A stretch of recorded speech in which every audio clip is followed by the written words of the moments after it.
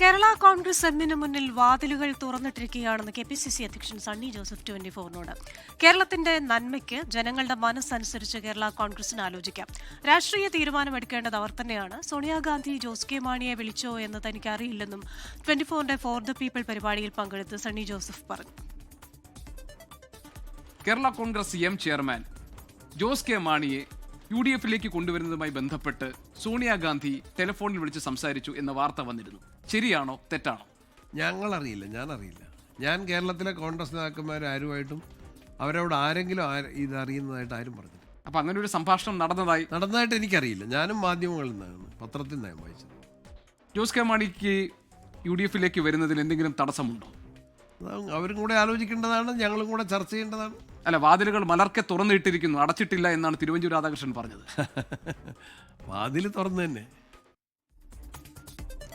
LDF-ൽ ഉറച്ചു നിൽക്കുന്നുവെന്ന് കേരള കോൺഗ്രസ് എം വ്യക്തമാക്കിയിട്ടും ക്ഷണിക്കുന്നത് ആത്മവിശ്വാസമില്ലാത്തതുകൊണ്ടെന്ന് മന്ത്രി VN വാസവൻ പറഞ്ഞു. LDF വിടില്ലെന്ന ജോസ് കെ മാണിയുടെ വാക്ക് വിശ്വസിക്കുന്നെന്ന് CPI സംസ്ഥാന സെക്രട്ടറി ബിനോയ് വിശ്വവും പറഞ്ഞു. ഞങ്ങൾ തന്നെ രക്ഷപ്പെടുകയല്ല, ഞങ്ങളെ ഒന്ന് സഹായിക്കണേ എന്ന് പറഞ്ഞിട്ട് പരാജയത്തിൻ്റെയും അല്ലെങ്കിൽ അവർക്ക് ആത്മവിശ്വാസം ഇല്ലായ്മയുടെയും ദൃഷ്ടാന്താണ് ഞാൻ തുറന്നിട്ടിരിക്കുന്നു വരണേ എന്ന് പറയുന്നത്. ചവിട്ടി പുറത്താക്കിയവർ അവർ തിരിച്ചു പറയുന്നു, ഞങ്ങളെ കണ്ടാരും കരയണ്ടെന്ന് ഇന്നലെ ജോസ് കെ മാണി പച്ചയായിട്ട് പറഞ്ഞല്ലോ. അതെല്ലാം പറഞ്ഞിട്ട് തുറന്നിട്ടിരിക്കുക എന്ന് പറഞ്ഞ അർത്ഥം ഞങ്ങളെ ഒന്ന് സഹായിക്കണേ, ഞങ്ങൾ രക്ഷപ്പെടുകയല്ല എന്നല്ലേ എൻ്റെ ഭംഗി അർത്ഥം. വിവരങ്ങളുമായി കോട്ടയത്ത് നിന്ന് ടോബി ജോൺസണാണ് ചേരുന്നത്. Toby, good afternoon. ഇപ്പോൾ ഇത് ഒരു വശത്ത് ഒരാഴ്ചയ്ക്കൊക്കെ മുൻപ് വരെ കേരള കോൺഗ്രസും അങ്ങോട്ടോ ഇങ്ങോട്ടോ എന്ന ഒരു സംശയമൊക്കെ ഉണ്ടായിരുന്നു. പക്ഷേ ജോസ് കെ മാണി തന്നെ പറയുന്നു LDF-ൽ ഉറച്ചു നിൽക്കും എന്ന്. പക്ഷെ അതിനുശേഷവും ഇപ്പോൾ KPCC പ്രസിഡന്റിന്റെ ഭാഗത്തു നിന്നാണെങ്കിലും വാതിൽ തുറന്നു കിടക്കുകയാണെന്ന് പറയുന്നു. അപ്പോൾ ഇനിയും സമയമുണ്ട്, വാതിൽ തുറന്നു കിടക്കുന്നു. നമ്മൾ ഈ മൊത്തത്തിൽ ഈ പ്രതികരണങ്ങളിൽ നിന്ന് എന്താണ് വായിച്ചെടുക്കേണ്ടത്?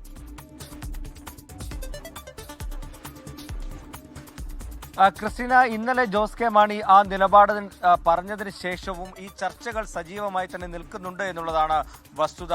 കാരണം വലിയ വാർത്താ പ്രാധാന്യവും വിവാദവുമായ ഒരു പശ്ചാത്തലത്തിലാണ് ജോസ് കെ മാണിക്ക് അങ്ങനെ ഒരു പ്രതികരണം നടത്തേണ്ടി വന്നത്. എന്തായാലും അതിനപ്പുറത്തേക്ക് ഇപ്പോഴും UDF-ന്റെ നേതാക്കൾ ആ വാതിൽ തുറന്നിട്ടിരിക്കുകയാണ് എന്നാണ് വ്യക്തമാക്കുന്നത്.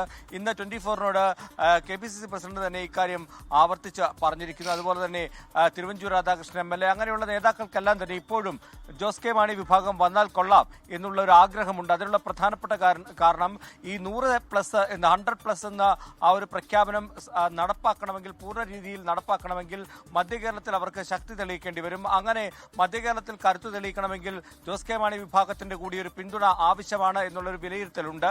അതുകൊണ്ട് തന്നെയാണ് വാതിലുകൾ ഇപ്പോഴും തുറന്നിട്ടതായി പറയുന്നത്. എന്തായാലും LDF-നെ സംബന്ധിച്ചിടത്തോളം ഇന്നലെ ജോസ് കെ മാണി നടത്തിയ ആ ഒരു പ്രസ്താവന അത് ആശ്വാസമായി എന്ന് വേണമെങ്കിൽ പറയാം. ജോസ് കെ മാണി LDF-ൽ ഉറച്ചു നിൽക്കുമെന്ന് പറഞ്ഞെടുത്ത് ഈ ചർച്ചകളെല്ലാം അവസാനിച്ചുവെന്നാണ് LDF നേതൃത്വം പറയുന്നത്. മുന്നണി വിട്ടു പോകാൻ ഒരു സാധ്യതയില്ലെന്നും LDF വിശ്വസിക്കുന്നു. പ്രത്യേകിച്ചും CPM അണികളും അതുപോലെ തന്നെ CPM നേതാക്കളും അങ്ങനെ തന്നെയാണ് വിശ്വസിക്കുന്നത്. എന്നാൽ അതിനപ്പുറത്തേക്ക് നോക്കുകയാണെങ്കിൽ കേരള കോൺഗ്രസ് എമ്മിനുള്ളിലുള്ള അണികൾക്കും നേതാക്കൾക്കും ഇപ്പോഴും UDF അനുഭാവം ഉണ്ട് എന്നുള്ളതൊരു വസ്തുതയാണ്. നാളെ സ്റ്റിയറിംഗ് കമ്മിറ്റി ചേരാനിരിക്കുകയാണ്. ഈ സ്റ്റിയറിംഗ് കമ്മിറ്റിയിൽ കൂടുതൽ നേതാക്കൾ ഈ ആവശ്യം മുന്നോട്ട് വെക്കുമോ എന്നുള്ളതാണ് ഏവരും ഉറ്റുനോക്കുന്നത്. നമുക്കറിയാവുന്ന പോലെ തന്നെ ഈ 5 MLA-മാരിൽ 2 പേരാണ് UDF-ലേക്ക് പോകണമെന്നൊരു ആവശ്യം ഉന്നയിച്ചതായിട്ടുള്ള വാർത്തകൾ പുറത്തു വന്നത്.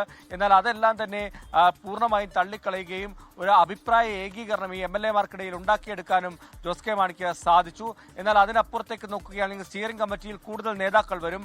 അപ്പോൾ ഇവരെ എല്ലാവരെയും ഇതുപോലെ തന്നെ ഒറ്റക്കെട്ടായി ഒരേ സ്വരത്തിൽ ഒരു അഭിപ്രായം പറയിക്കാൻ ജോസ് കെ മാണിക്ക് സാധിക്കുമോ എന്നുള്ളതാണ് ഉയരുന്ന ചോദ്യം. അതുകൊണ്ട് തന്നെ നാളെ ചേരുന്ന സ്റ്റിയറിംഗ് കമ്മിറ്റി വളരെയധികം നിർണായകമാണ്.